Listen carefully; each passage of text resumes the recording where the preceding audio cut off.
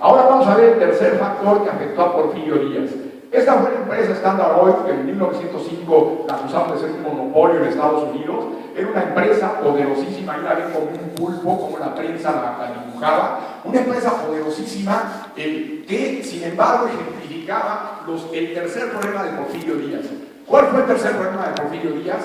Los empresarios estadounidenses, europeos, que hacían inversiones en México, se empezaron a pelear entre ellos. El pastel mexicano no alcanzaba para todos, y cuando a un empresario de esos no le tocaba una concesión, se molestaba con Díaz. Por ejemplo, la empresa gringa DuPont acusaba a Díaz de favorecer a los franceses. Los franceses acusaban a Díaz, cuando no les tocaba una concesión, de favorecer a los gringos. Los mexicanos acusaban a Díaz de favorecer a los extranjeros, y los extranjeros acusaban a Díaz de favorecer a los mexicanos. Es decir, cuando no les tocaba una concesión. Muy famoso fue el pleito, y seguimos, entre Rockefeller, padre de la industria petrolera mexicana, y, seguimos, Whitman Pearson, un británico, gran enemigo de Rockefeller. Díaz odiaba a Rockefeller, detestaba a Rockefeller, no se le podían ver, y le empezó a dar apoyo a Pearson, lo que hizo que Rockefeller se convirtiera en los últimos años del porfiriato en un gran crítico de Díaz. Entonces, estamos viendo un Porfirio Díaz con presión desde el exterior. Algo que también ocurría es que Díaz tenía sus preferidos.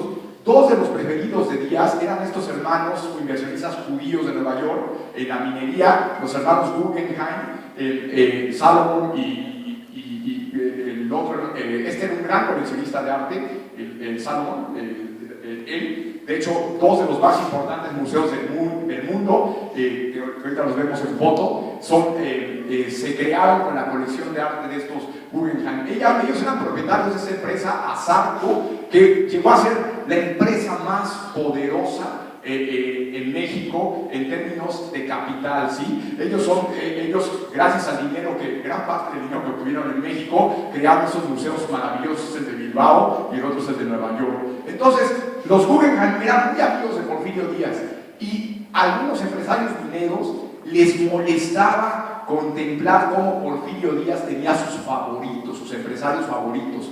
Todo empresario que veía a Porfirio Díaz favoreciendo a otro se convertía en un enemigo de Díaz, en un golpeteo por debajo del agua contra Díaz. Adelante.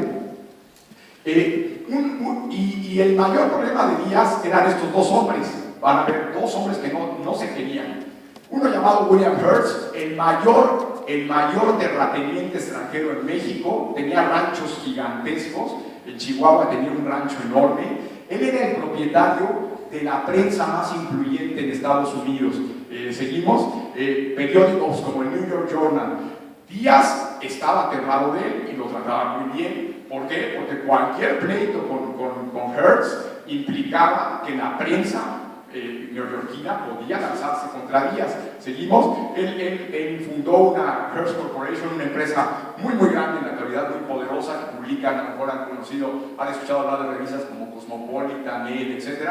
Todas esas son las empresas que ahora tiene, las revistas que ahora tiene Hearst Corporation. Seguimos, el gran enemigo de Hearst era este otro propietario de periódicos, de prensa, nada más que del otro lado, del lado de Los Ángeles, el propietario de Los Angeles Times, muy peleados los dos. Entonces Porfirio Díaz los trataba con mucho cuidado. No quería pelearse con uno, porque no quería favorecer mucho a uno, porque si no el otro lo iba a acusar de favorecer a su rival en detrimento suyo. Entonces, estos pleitos entre empresarios le generaron mucha presión a Porfirio Díaz. De hecho, Los Angeles Times era tan odiado entre los anarquistas que el primer atentado terrorista en la historia de Estados Unidos fue contra el Los Angeles Times.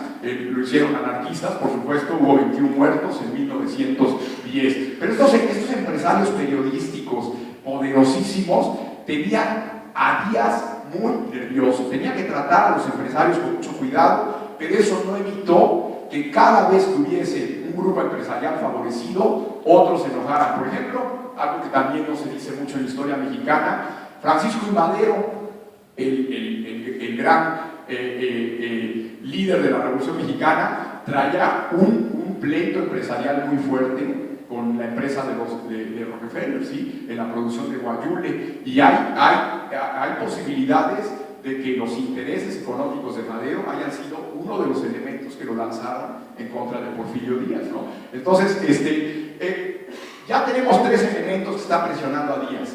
Ahora viene el más grave. El elemento más grave, el cuarto, es el siguiente. Díaz tenía mucho miedo al ver cómo México dependía de Estados Unidos. Las exportaciones mexicanas, 56% de las exportaciones mexicanas se iban a Estados Unidos. Entonces Díaz tenía el temor de que cuando ya no fuera útil Estados Unidos lo sacrificara. Por eso Díaz empezó a buscar nuevas alianzas en el exterior y se le ocurrió una alianza, vaya, genial. Díaz en esa alianza mostró su genialidad. Vean lo que hizo Díaz, y yo creo que es el mayor éxito diplomático en la historia de este país. ¿Qué hizo Díaz? Recordó que en los tiempos, bueno, sus asesores, en los tiempos de la Nueva España, cuando México era la Nueva España dominaba Filipinas y desde acá se administraba Filipinas, y como ustedes saben había un galeón que iba a Asia, y este galeón comunicaba España con Veracruz pasaban por tierra a Acapulco a Asia, de Asia de regreso a Acapulco, Veracruz, España. Entonces, esta comunicación convirtió a la Nueva España en un enlace con Oriente, y con el paso del tiempo, ahí viene la comunicación, estas naves españolas empezaron a contactar a Japón de manera indirecta, a comerciantes japoneses, empezaron a llegar productos de Asia, y lo que se buscaba en Asia eran las monedas de plata españolas, que fue la primera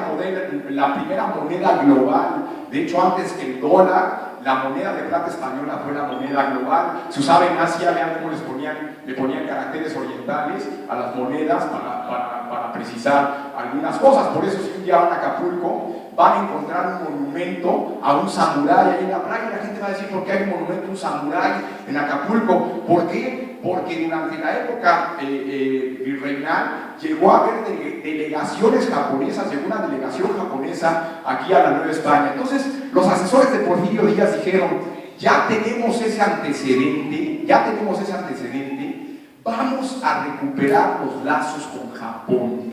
Y entonces, en esos años, el emperador japonés era una especie de Porfirio Díaz, muy parecido a Porfirio Díaz, mejor dicho, Porfirio Díaz muy parecido a él, el emperador Meiji. ¿Qué hizo el emperador Meiji? Primero, vean los años, coincidió con Porfirio Díaz durante décadas.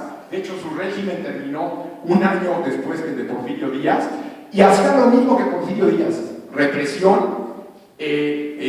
centralización del poder, modernización de Japón. Entonces, los dos tiranos cayeron en una historia de amor, ¿sí? Porfirio Díaz, con gran visión, se acercó a Japón para tratar de balancear el poder, es decir, geopolítica, para no depender tanto de Estados Unidos. Se acercó a Japón, recordando esta historia, y Japón empezó a utilizar mucha plata mexicana, ya la venía utilizando. Japón se interesó en la plata mexicana, adquirirla de manera directa. Seguimos. El gran logro de la diplomacia mexicana fue los contactos con Japón. En 1884, México firmó un acuerdo con Japón. Escuchen nada más, el primer país occidental, entre comillas occidental, México, que firmó un acuerdo con Japón. Es un triunfo diplomático mexicano que dio origen ahí ven a Porfirio Díaz con sus amigos japoneses, dio origen a esto, a lo que va a continuación: Tratado de Amistad, Comercio y Navegación México-Japón, donde México superó a todas las potencias occidentales, superó a Gran Bretaña, a Estados Unidos, a Francia, a todos. La diplomacia mexicana se adelantó a cualquier potencia, firmando de igual a igual con Japón un tratado comercial. Seguimos. De hecho, hace algunos años se celebraron el centenario de ese tratado, y se emitieron estos timbres postales. Bueno, México generaba tanta envidia de los europeos y de los gringos, que hasta el San Francisco Crónico, de ese periódico, dijo: Estados Unidos y Europa deberían de seguir los pasos exitosos de los mexicanos. ¿Cuándo se ha escuchado esto, no? Es decir, la diplomacia mexicana sorprendiendo al mundo. Les juro, no existe un pasaje diplomático en la historia mexicana tan brillante como este. México se adelantó al resto de las potencias, fue el primer país en tener una embajada con poderes plenos en Japón. Es decir, la amistad entre México y Japón fue tan cercana que si ustedes van a Tokio, la embajada mexicana está en el distrito de Chiyoda, a un ladito del Parlamento, 5,000 metros cuadrados, que los valuaron hace en la burbuja inmobiliaria de Kioto de hace 15 años, llegaron a valuar el terreno de la embajada mexicana en $420 millones, ¿sí? Pegado ahí al Parlamento, y fue un gesto de Japón a este país, a México, el primer país que se acercó a Japón en igualdad. De hecho, vean lo que lograron los mexicanos. Los mexicanos podían transitar y residir en todo el territorio japonés, cosa que no podían hacer los europeos y los gringos. O sea, imagínense ese posicionamiento mexicano, producto de la brillantez de la diplomacia de Díaz, que no se ve en nuestra historia oficial, ¿sí? Seguimos, de hecho, en 1889, al embajador, al mayor representante diplomático británico en Japón, a Hugh Fraser, le dijeron: obtenga para los ciudadanos británicos los mismos derechos que tienen los mexicanos. ¿Cuándo, repito, se ha visto eso? Los europeos queriendo obtener los mismos derechos que se le han dado a los mexicanos en el Tratado de 1888. Sin embargo, ese éxito de Porfirio Díaz, al igual que la globalización, fue otra de las sogas que se colocó en el cuello. ¿Por qué? Porque los japoneses cada vez se acercaban más a México, tuvieron en un momento interés por obtener concesiones en Baja California, les interesaba la bahía de Magdalena, una bahía preciosa que por corrientes naturales son salinas prácticamente naturales, saca la sal, la bahía. A los japoneses les interesaba extenderse por ahí, intereses comerciales, pero empezó un rumor infundado que querían colocar una base naval, y Estados Unidos empezó a sacar las uñas. Estados Unidos empezó a decir: Japón no tiene nada que hacer por acá. Entonces, de hecho, ¿se acuerdan? Platicamos hace un momento de Krill, el embajador de Estados Unidos, que terminó siendo el último secretario de Relaciones Exteriores de Porfirio Díaz, era uno de estos partidarios de darle juego a Japón como contrapeso a Estados Unidos. ¿Qué pasó entonces? Algo muy grave para Porfirio Díaz. Al principio Estados Unidos no se preocupaba por la amistad entre México y Japón. Sin embargo, Japón empezó a convertirse en una potencia marítima.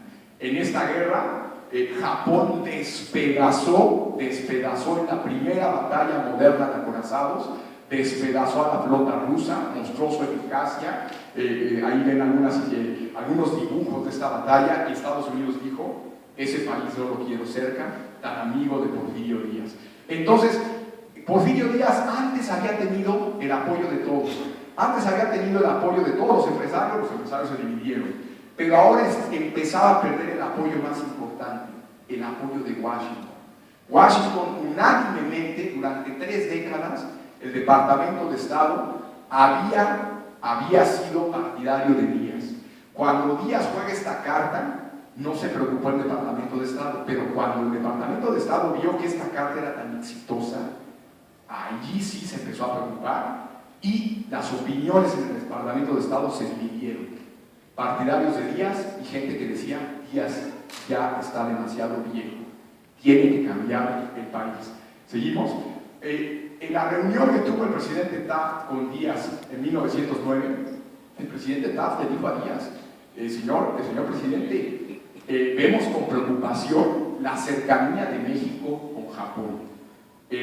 Ya estaba perdiendo Díaz el sustento que lo había llevado al poder, el apoyo de Estados Unidos. Nunca lo perdió al 100%, Estados Unidos siempre prefirió a Díaz que a otro, pero ya no era unánime el apoyo. Entonces, cuando aparece este hombre, Francisco I. Madero, si Francisco I. Madero hubiera aparecido como candidato presidencial sin la crisis económica, sin los empresarios extranjeros divididos y sin el juego de Díaz en Japón, Francisco I. Madero no hubiera obtenido ni el 10% de las elecciones. Sin embargo, Francisco I. Madero fue ganando popularidad por las molestias económicas de los mexicanos, por la crisis que vivía México producto de la crisis en Wall Street. Empezó a ganar fuerza entre algunos empresarios estadounidenses. Hay rumores de que el propio Stillman, quien lo había financiado al inicio, quien había financiado a Díaz al inicio, ahora financiaba a Madero. Y se ha argumentado incluso, pero esto no hay pruebas sólidas, que el propio Rockefeller, enemigo de Madero en asuntos empresariales, el propio Rockefeller lo empezó a financiar. Entonces, si no lo entenderíamos, ¿cuánto interés había en Estados Unidos? Lo pueden ver con estos recortes, por la suerte de Madero. ¿Por qué Díaz nunca procedió contra Madero con fuerza? Temor a las simpatías que tenía Madero entre algunos miembros del gobierno de Estados Unidos, entre algunos empresarios extranjeros, entre la prensa crítica de Porfirio Díaz. Entonces, siempre que a Madero le pasaba algo, como ahí Madero arrestado, aparecía la nota en Estados Unidos presionando a Díaz. Si no se han puesto a pensar, cuando Madero se escapó de Díaz, ¿a dónde se fue a refugiar? A Estados Unidos. Madero se refugió en San Antonio. Desde San Antonio, Texas, lanzó la proclama de una revolución en México para el 20 de noviembre. ¿Por qué las autoridades de Estados Unidos no hicieron nada? ¿Por qué no lo detuvieron como pedía Porfirio Díaz?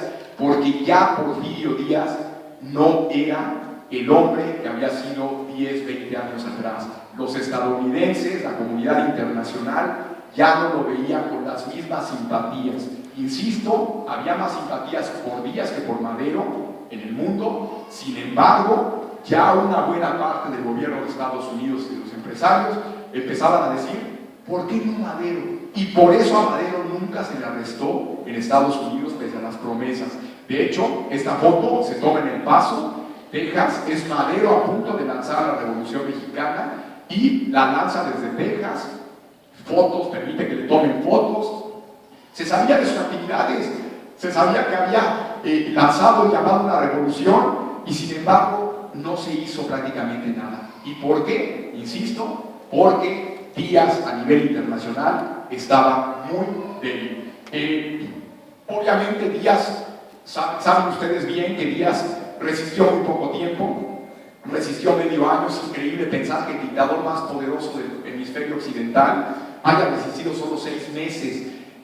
Tal vez si Díaz no hubiera perdido tanto apoyo internacional, esa falta de apoyo internacional combinada con la rebelión masiva en México, Díaz se dio cuenta de su extrema debilidad y por eso renunció tan rápido. Y eso permitió que que llegara al poder Francisco I. Madero. Y bueno, concluimos diciendo lo siguiente. Como se han dado cuenta en este rapidísimo, porque si no da tiempo de mostrarles todo, este rapidísimo recuento, no cometamos el error de pensar que la Revolución Mexicana fue un evento exclusivamente interno. Y eso lo tenemos que extrapolar a otras cosas. Cualquier evento en un país tiene su componente exterior, que es de una fuerza casi similar a los eventos internos. La Revolución Mexicana no es una excepción. La Revolución Mexicana la tenemos que entender con los gusanitos que se fueron plantando ahí, con la crisis económica de Wall Street, las actividades de los críticos de Porfirio Díaz.